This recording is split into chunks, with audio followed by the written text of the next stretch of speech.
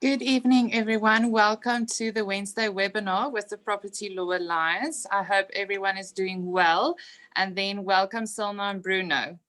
How are you guys doing? Yeah, very well, thanks. And you, Silna? Very good, thanks. Nice to be back. I missed you guys last week, but happy to be back again. It was super entertaining. I actually watched you. I'm like, yay. I liked it and everything. Oh, that's great. Yeah, welcome back. And then we're going to have a quick Wednesday webinar today for all our viewers. It's the virtual property show this weekend, and Silna and Bruno is very busy preparing for that and recording. They both also have stands at the show and a joint talk about evictions. So please join us this weekend on the virtual property show. It will definitely be worth it. And then we can get to the questions. I think it's 2:30. Yes, our talk is on Saturday, 2:30. I think we're talking about evictions, and then I have a talk on Friday on do's and don'ts of lease agreements. No idea what time it is, but I think we will anyway share everything to the page and the group anyway. Absolutely. And then Bruno, you have a very interesting other talk as well on investments. What is that? Yeah, so I've got the one on Friday for the law firm, which is just around property investments and the law around it, OTPs and that sort of thing. And then I'm doing one with Intergen, which is like wealth planning and preservation and like structuring, it's a structuring the transactions, structuring the entities, that sort of thing. So that's going to be fun. That's brilliant. Yeah, I must say, I know you and I have both been running around. We did our joint recording yesterday at TPN studio, and Shane, you were struggling a little there with an injury. So I think between the two of us, it's actually pretty impressive how quickly we're running. But it would be fantastic if attendance to the virtual property show is for free. So we will post everything to the page and the group. Please join. I suspect all our viewers are typically people that would find the virtual property show extremely informative and helpful. But bear with us because it's the first virtual property show we're doing. So I think all of us are just, the technical term here is winging the living daylights out of it and doing it at a major speed. Absolutely. All right, perfect. Thank you so much for that. Yes, it will definitely be worth it. So for all our viewers, join us this weekend. Then we can go on to the questions that we have. So first, we received a question on the group, which I'm quickly going to read to you guys. He says, please, I need your advice. I've lived in Randburg for over a year, not on a monthly rental. I usually pay my rent up front and at the beginning of each month, but unfortunately, I won't be able to afford for October, beginning the 1st of October, as I was paid very little commission this month. My landlord is not aware as yet, and I don't know what approach to make. I only got my deposit with her. Please advise. Thank you. I haven't notified my landlord. All right. So I think, Silna, if you maybe want to get us started on that one. Why? Because I raised my brow higher than Bruno. Because you missed last week, so it's your turn now. You get all the questions this week. I'm getting punished. See, it was my birthday. I'm still writing it. It's been like 2 weeks ago. Okay, no. So, unfortunately, this happens to a lot of people. A tenant that runs into a situation where he can't pay his rent, unfortunately, I know I'm going to sound very cold now, but the truth is you have an obligation in terms of your lease agreement to pay your rent. No landlord ever has an obligation to provide free accommodation to a tenant, regardless of the reason why the tenant is unable to pay rent. Now, I'll take it a little bit further, and I'm actually going to touch on constitutional case law. I'm specifically referring to Blue Moonlight Properties. It's actually sad that we don't have Greg tonight because he was the attorney of record on that particular matter. But Blue Moonlight Properties is one of the most well-known constitutional court cases when it comes to alternative accommodation and providing accommodation to somebody that will be left homeless and destitute should they be evicted. Now, I appreciate that the viewer isn't getting evicted. It's simply a proactive question on what do I do if I can't pay rent? But I'm doing a long way around because I'm a lawyer and that's what I do. I can't just give yes or no answers.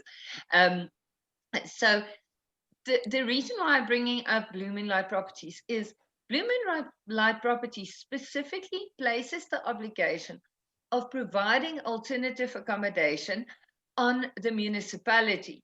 It's a government obligation, and it's not from some of the other act. It's a constitutional obligation on the municipality to provide accommodation should somebody be left homeless and destitute.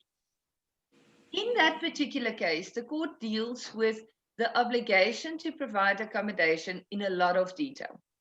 And the truth of the matter is, no private citizen will ever be obliged to provide another citizen with accommodation, ever.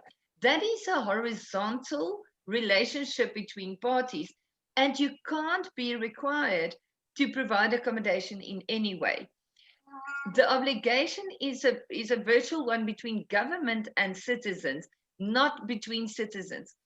So a tenant that can't pay rent, regardless of the reason, the only option you have, if you can't find a solution or you can't make a plan to get that rent paid, the correct thing to do is to approach the landlord and say, listen, I can't afford my rent anymore, and offer to vacate and then vacate the premises. That's your only option when you can't pay rent. And I started by saying this is going to be ice queen kind of answers.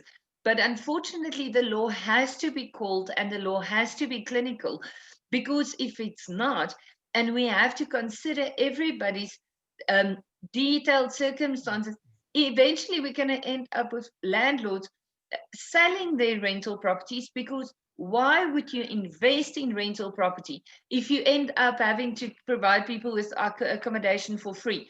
It makes no sense. And so as much as I am extremely empathetic towards the viewer that asked the question, I appreciate that a lot of people can't afford rent right now, but it's already the 30th of September. Your rent is unfortunately due tomorrow morning. It has to be paid and cleared in your landlord's account by tomorrow morning, the 1st of October. If it is not, you are in breach of your lease agreement. Your landlord must then place you on terms by sending you a letter of demand, giving you either 7 or 20 business days to pay your rent. And if you do not pay your full rent, unfortunately, that lease agreement can be cancelled and you can then be evicted. Communication is key. And Bruno, I think I'm going to pass the ball to you pretty much now, because I do believe communication is absolutely key. There's a lot of landlords that would really appreciate a tenant that comes to them to say, listen, this month I'm a commission earner. This month my commission is very low, but here is my deals that I've done through September. So this will be my commission income for October. Sign an AOD, that sort of it. But negotiations and how to deal with that situation. Am I being overly cold? Do you have another suggestion? Look, aside from negotiating, I mean, there's a sense of credibility that comes behind a tenant that approaches you with a plan of action. The same thing occurs to us when even clients approach us. Any business that sends out invoices, waits for payment, nothing happens. 3 months later, for some reason you haven't followed up until then, you follow up again, and the client starts ducking your calls. What does that mean? That generally means that there isn't a sense of like respectful reciprocation between both sides. If a client phones me up within 1 week of me sending an invoice and goes, listen, whatever, this property transaction didn't happen, what I'm going to do is I have this one in the pipeline, it's going to happen, I can pay you at this point, I'm a lot more likely to accept that, to believe it, and to enter into an arrangement with the client. I've done it numerous times, for example, where I've seen that a client has a history of being able to get these property transactions across the line and where money's coming in. I mean, as attorneys, we do it all the time, especially with conveyancing departments that are linked to our litigation departments. Very often we've got clients where they're not going to pay us for this invoice today, but we know in 3 weeks' time they're going to have a registration. The point of that is you get a sense of credibility and accountability when the clients are open about it, and when you have that sense of security. If you as a tenant ignore this, hope that nothing will happen, hope that the landlord won't notice that the money won't be in his bank account tomorrow, you're actually pushing buttons. And it's just so funny the difference 1 minute can make, 1 hour can make, a day can make. Because if you approach it at the right point now, and you're open, you're sincere, and you also have a plan of action, because I'm sorry to say this, as sympathetic as we all are, especially during COVID, it's been a long, long 7 months, right? Everyone struggled. Everyone has struggled. So it's not to say that we shouldn't be human to each other, sure. But I think as part of being human, the party that's going to ask or plea also needs to come to the table with something. It shouldn't just be a question of, I don't have money. Yes. And that's it. What are you going to do? Certainly you have to have money. You have to survive some other way. Why am I so far down the list of priorities that I'm not getting anything out of this? Like, what is happening? What is your plan? What sort of income are you going to make? Okay, fine, you don't have money, but then you can move out because then you're living beyond your means. There's always something that can be done.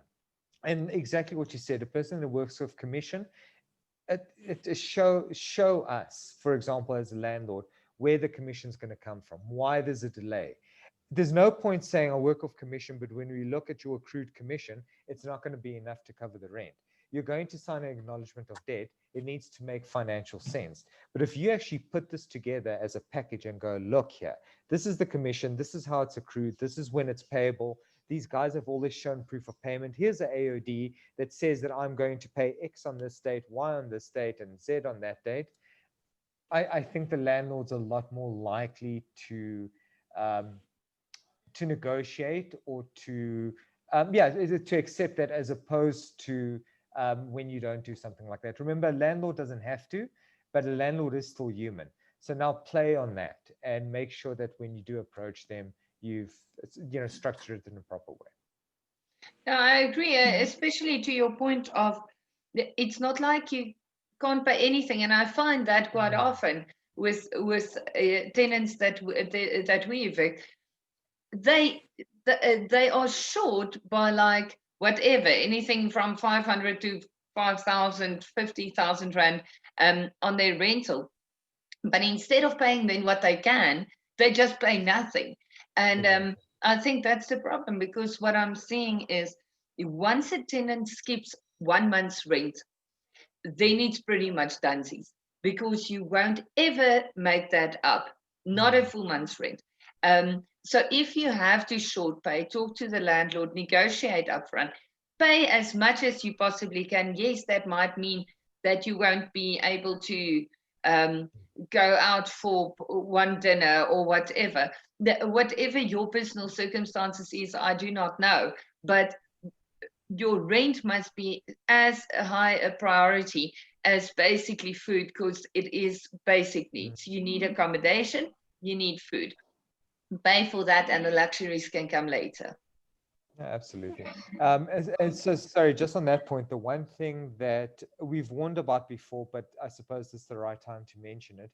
When you are entering into agreements, always bear in mind, you need to do it properly. If you're entering into an agreement where someone's going to vacate the property after a certain period of time, remember, you cannot simply lock the door when that agreement lapses and that time comes.